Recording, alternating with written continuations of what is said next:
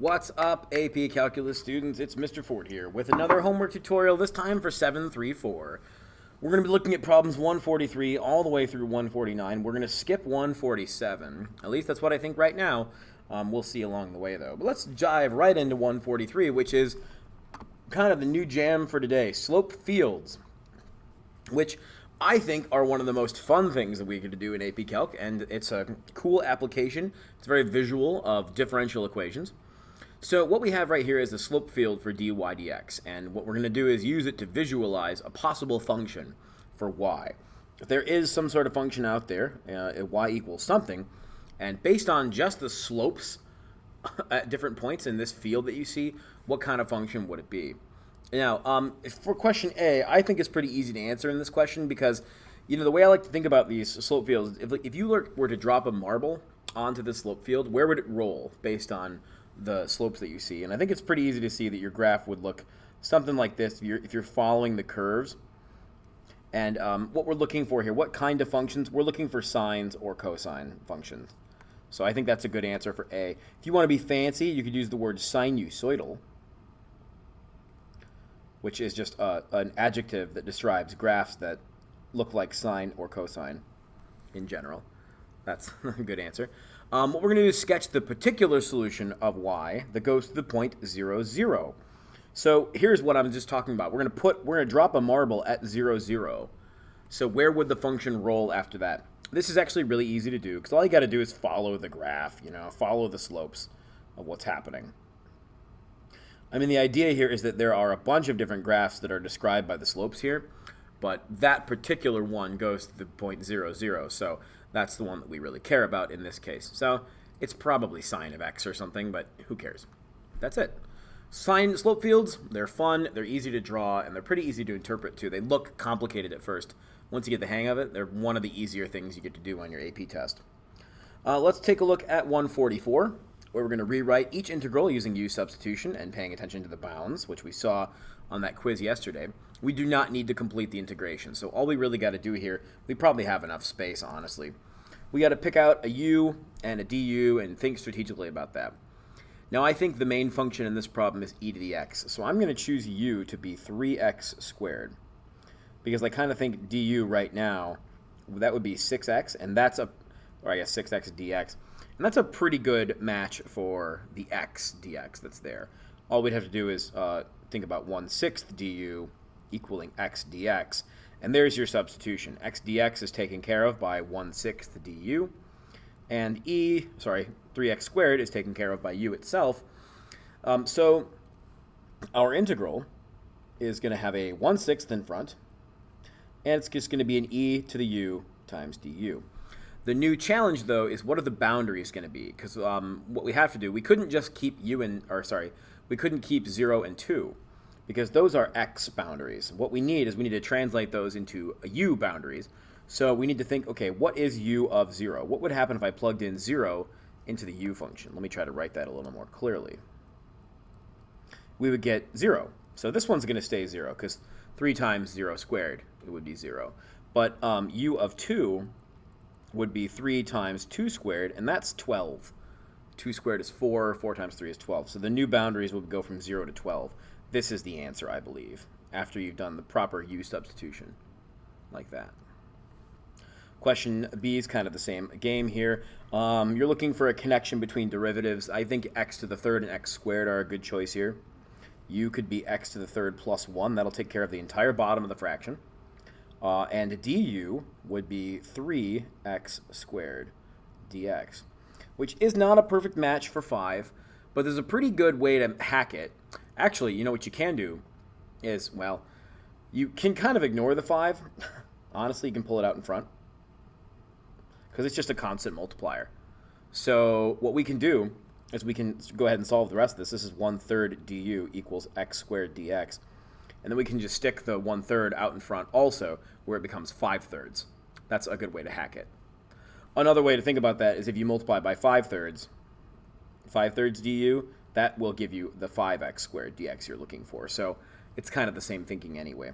Regardless, our integral is going to become 5/3 out in front times some integral If we do our substitution, we've got our x squared dx taken care of by the 1/3 du.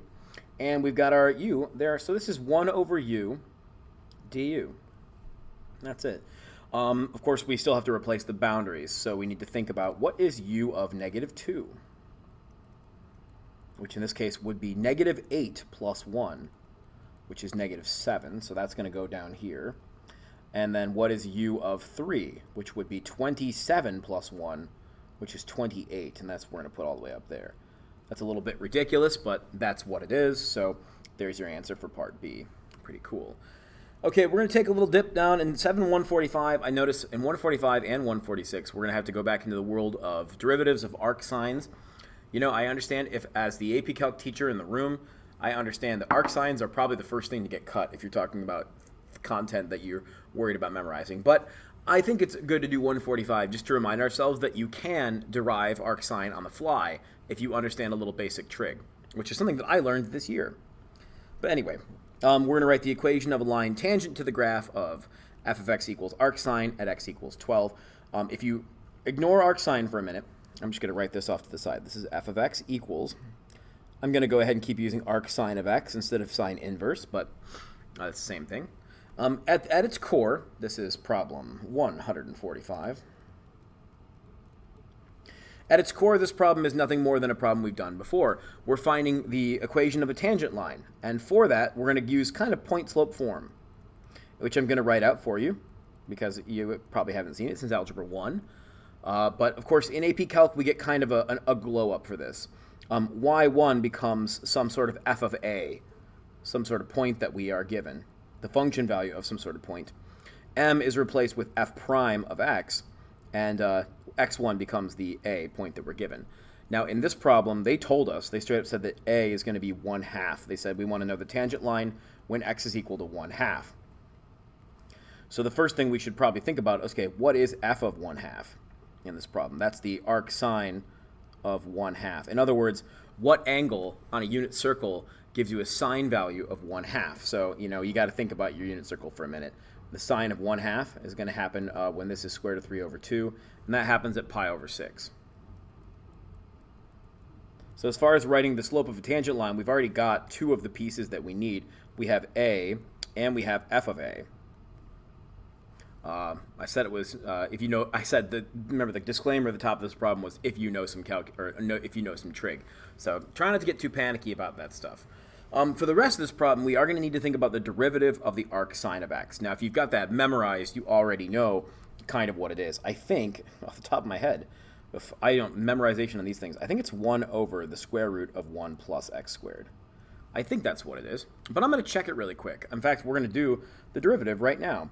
The way we think about this is we draw kind of a right triangle, and we say, okay, y is equal to the arcs. Well, let's replace f of x with y in our heads for a minute. Y is the arc sine of x. So y is the angle that you get with a ratio of the opposite to the hypotenuse side that's just x. So let's put x over here and 1 over there, which means that the third side is going to be the square root of 1 minus x squared. I guess my math was wrong. Over here, it's 1 minus x squared. Not my math, my memorization was wrong.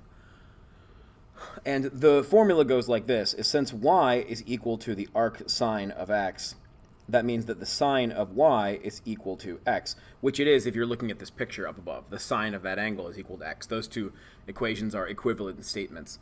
But if we're going to do derivatives, this means that the cosine of y times dy dx equals 1, and that means that your derivative dy dx is actually 1 over the cosine of y.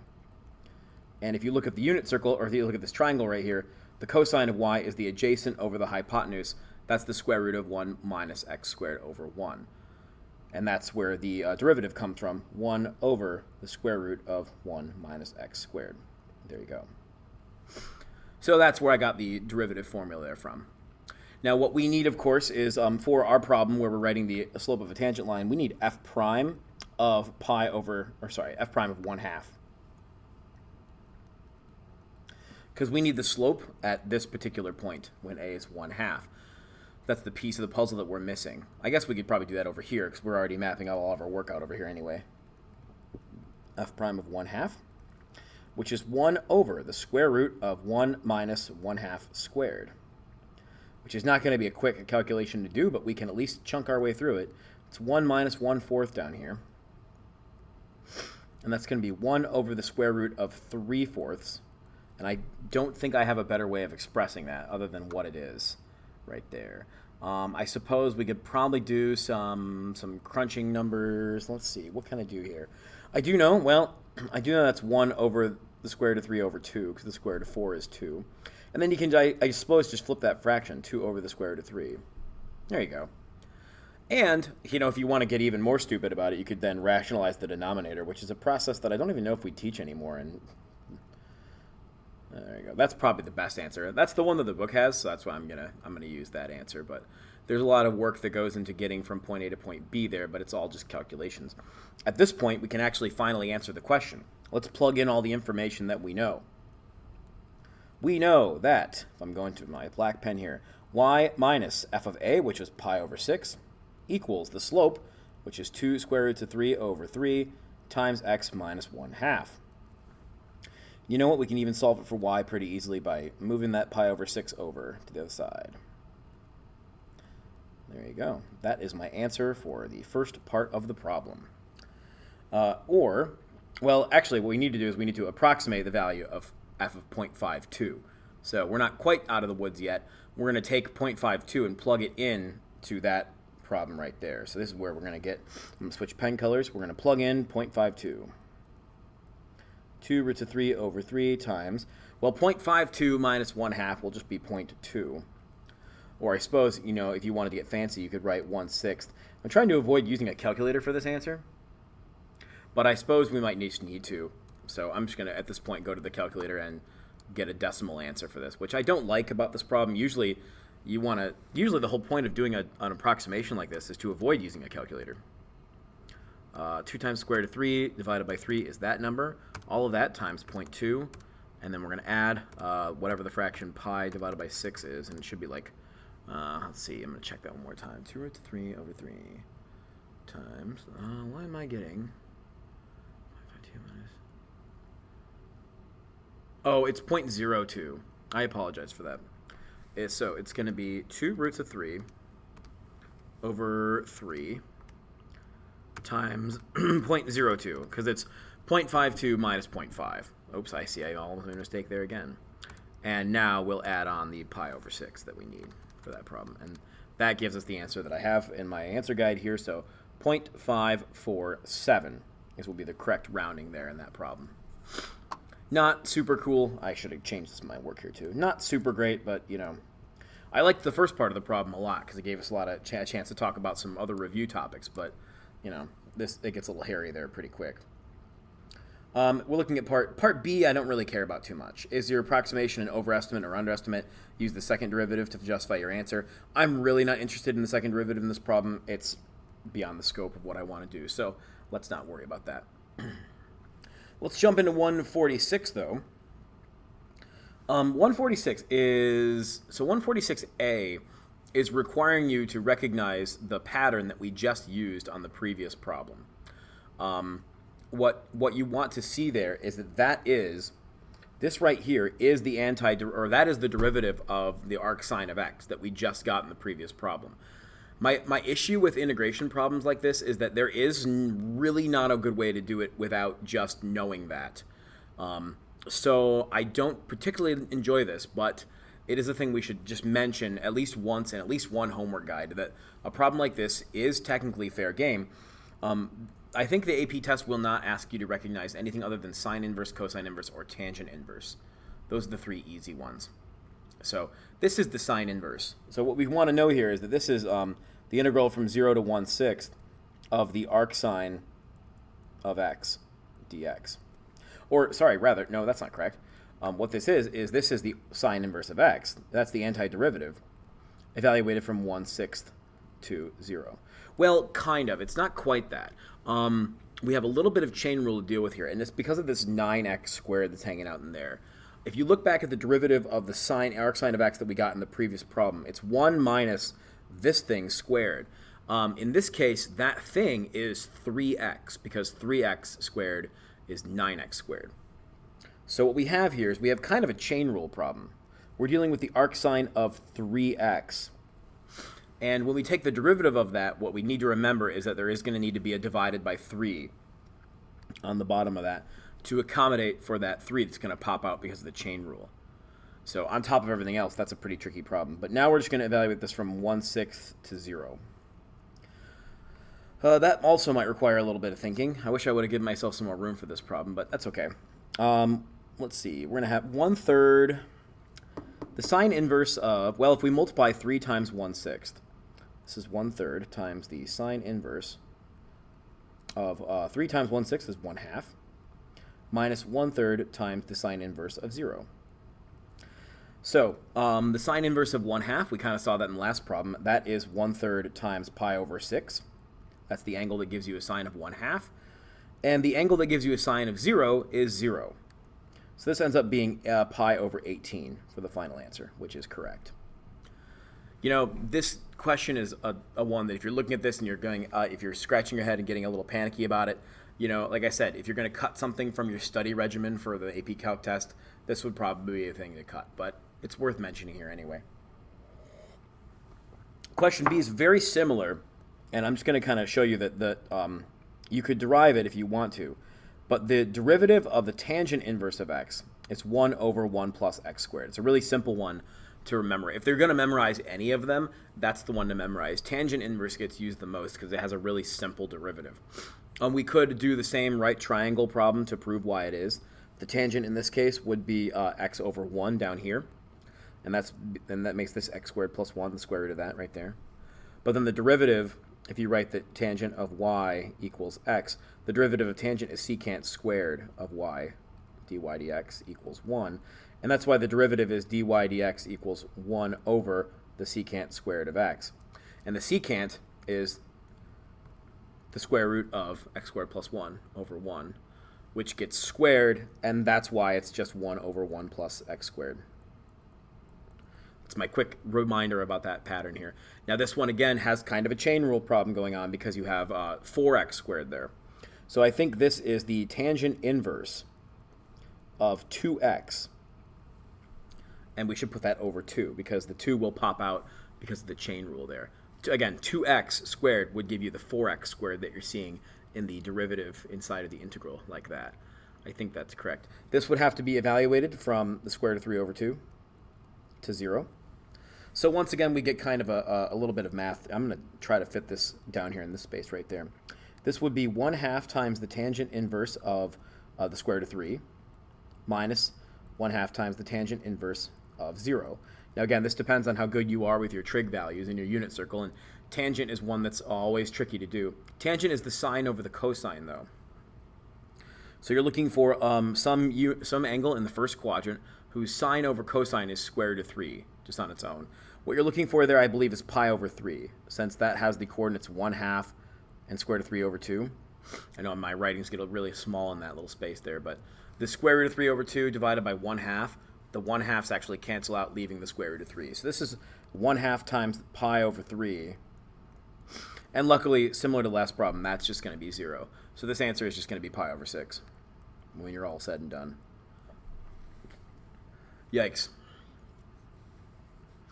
Now, in the interest of space in this video, I'm going to have to erase some of that answer in order to do the next couple of questions. Actually, you know what?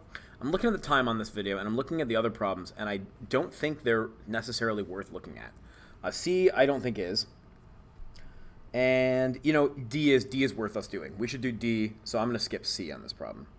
And, you know, I'm going to put in the notes for this lesson that A and B are worth watching me do and trying to follow along. I would not expect you to get those on your own. They're worth knowing the world about. They're worth knowing, having an idea of what that is. But let's look at D really quick, which I think we can do in this little space here. Not much to do here. The antiderivative of e to the 5x is going to be e to the 5x over 5. You can do the u substitution if you want to, but I think that's a pretty easy one to just kind of wrap your head around. Okay, the derivative of e to the 5x is e to the 5x, but you have to lay a trap for the 5 that pops out from the chain rule. We're just going to evaluate this from 1 to 0. So we're going to do e to the 5, e to the 5th power over 5, minus e to the 0 power over 5, which becomes e to the 5th over 5 minus 1/5. And I kind of like that answer because e to the 0 is 1. So how about e to the 5th minus 1 over 5? I kind of like that answer quite a bit. This problem. It's pretty simple.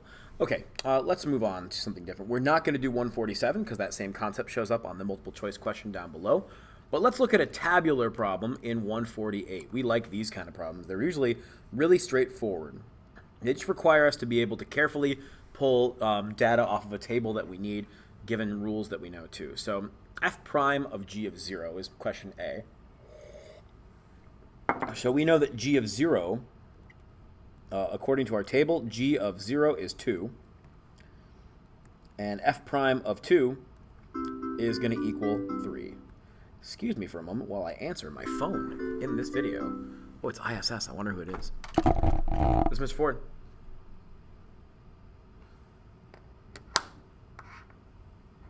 Uh-huh.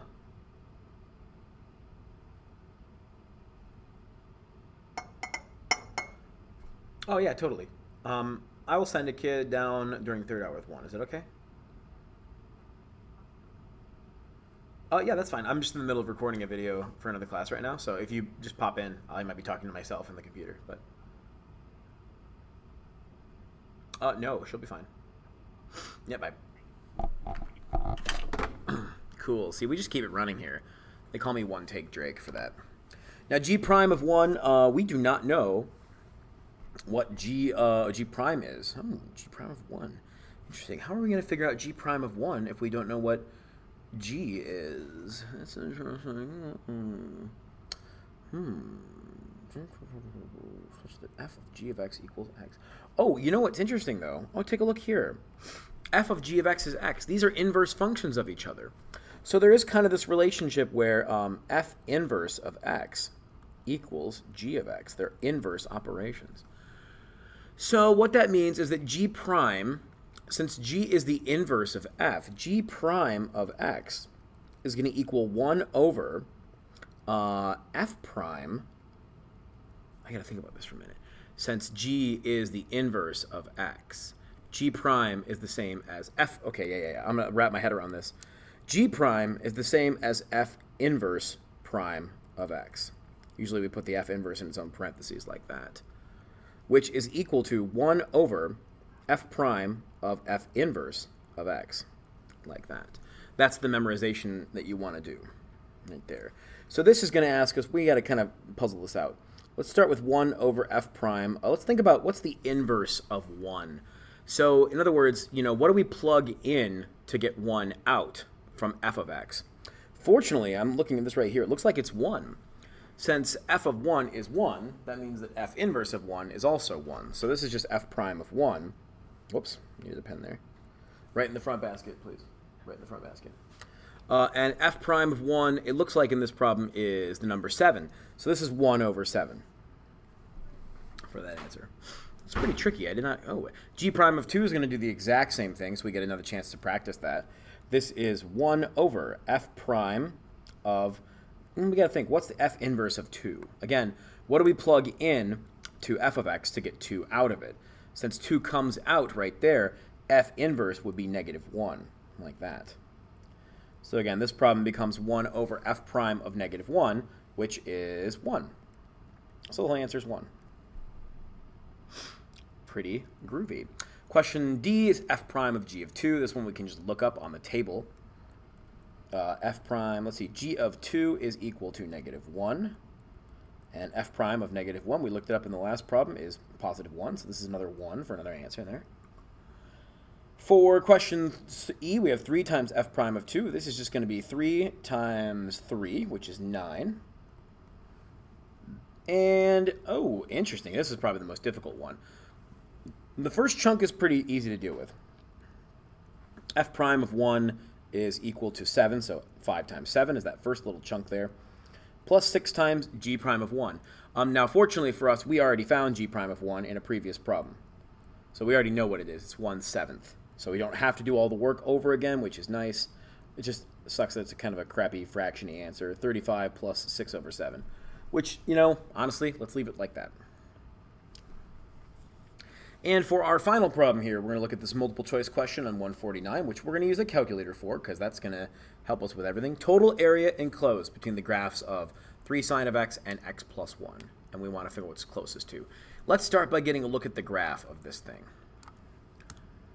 Because they did not give us any boundaries, so we need to find the boundaries ourselves. We're going to be very careful to remind ourselves that 3 sine of x is what we're putting in y1, and x plus 1 is what we're putting in y2. I'm going to use, in the zoom menu, I'm going to use z trig, which gives us a pretty standard like trig window to look at. There you go. There's your graph. Now we're looking for the total area enclosed between these graphs, so we're going to have to write a couple of integral statements because it looks like from this point to that point, the red line is above the blue curve, and then from this point to this point, the blue line is above the red curve. So the first thing we should do is we should find those intersection points, because I think what's going to happen here, if we map out our integral, kind of like just thinking it out, we're going to have the first integral is going to have the line x plus 1 minus the trig function, 3 sine of x. And that's all times dx.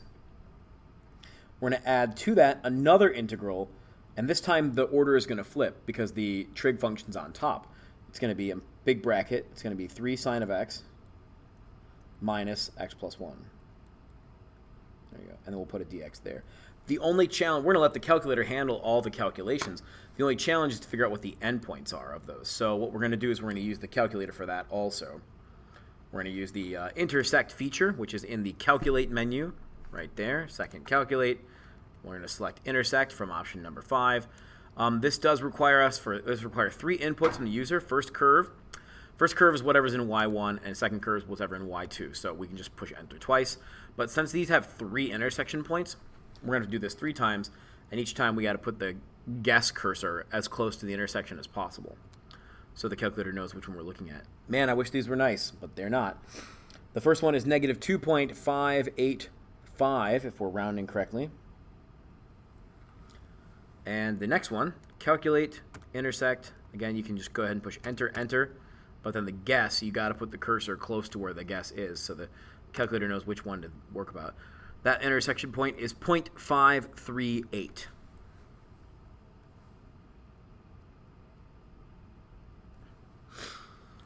And then for our other set of integrals, we can actually use the same bound right there, 0.538 is the lower bound of that integral. And we'll do one more time, the intersect feature, enter, enter, and then move the guess pretty close to right there. That one might be 1. Nope, it's not. 1.868 right up there. So, I wish those were nicer numbers, but they are not. So, here we go. Now we get to do the actual fun part. Is on our calculator, we're going to set up a couple of integrals. The first one goes from negative 2.585 to 0.583. And it is, you could be clever here and use alpha F4 and just type in y2 minus y1. If you're handy with the calculator, you can do that. However, if you're not, you could just type in the, I'll leave that one exactly how it is. If you're not handy with the calculator or you just don't trust it, which, that's me most of the time too, 1.868 is right there. You can just type in, 3 sine of x. I would make sure to put that in its own parentheses though. Minus, open parentheses, x plus 1, close parentheses, dx. And the calculator will munch on this for a little bit, spit out 5.57. Which is closest to E, option E, 5.57, 5.6, pretty close right there. So I like that answer quite a bit. All right, that one was pretty painless, other than the inverse trig derivatives, which, they're worth us, if we have a day or two to, just review things before the test, they're worth putting on a cold sheet so you can just look at them and be aware. I think the lesson learned from A and B is that you should just be able to recognize the structure of these 2 yellow highlighted blobs. That says to me it's an inverse sine, because the sine inverse is 1 over the square root of 1 minus something squared. And tangent inverse gives you 1 over 1 plus x squared. So when I see 1 over 1 plus 4x squared, I'm like, that's a tangent inverse, because I recognize that structure. Don't forget, you guys are awesome. If you're feeling beat up a little bit, it's okay. Take a minute, take a breather, go do something else. Let your brain marinate on the things that you've learned and practiced in this video, and I will see you in the next one.